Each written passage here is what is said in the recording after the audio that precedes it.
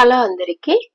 మొన్న పెరటి తోట నుంచి తీసుకొచ్చిన వంకాయ కర్రీ చేస్తున్నాను. వంకాయ కర్రీ అందరికి తెలుసని టక్కున స్కిప్ చేయకండి. ఒక్క నిమిషం నా మాట వినండి అబ్బా. ఇక్కడ కర్రీ చేస్తున్నాను అంటే మొత్తం ముందు కట్ చేసి పెట్టుకొని ఆ తర్వాత ప్యాన్ పెట్టి ఆయిల్ వేసి అట్లా చెప్పాలి కదా. కానీ నేను చేసే వంట ఇట్లుంటది అనమాట.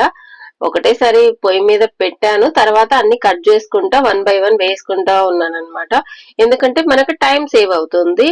మనము పొయ్యి మీద పెట్టి ఇంకా వెయిట్ చేసే కంటే మనం 1 by 1 కట్ చేసుకుంటా వాటిని పొయ్యి మీద వేసుకుంటా పోయినామంటే ముందు ఉల్లిగడ్డ మగ్గిపోతుంది, తర్వాత ఈ వంకాయలు వేసుకున్నాము, తర్వాత అవి కొంచెం పసుపు ఉప్పు ఇవి వేసిన తర్వాత కొద్దిగా మూత పెట్టినామంటే అవి మగ్గుతాయి. ఆ లోపల ఈ టమాటా కొత్తిమీర కట్ చేసి పెట్టుకున్నాము అంటే ఇంకా కొంచెం కారం వేసి ఆ తర్వాత ఈ టమాటా ఇవన్నీ కూడా వేసుకున్నాము అంటే కర్రీ రెడీ అయిపోతుంది. ఈ మధ్యలో మళ్ళీ కిచెన్ లో ఏమన్నా గిన్నెలు అవి ఉంటే కూడా నేను కడిగేస్తాను.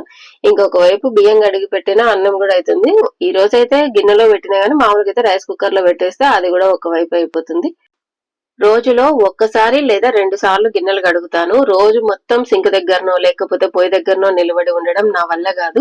ఎందుకంటే మిగిలిన పనులు ఎవరు చేస్తారు? మిగిలిన పనులన్నీ కూడా మేనేజ్ చేసుకోవాలి కదా. అందుకనేసి కిచెన్ లో పని చాలా తక్కువ టైంలో కంప్లీట్ చేసుకోవాలనుకుంటే ఇలా చేసుకోండి.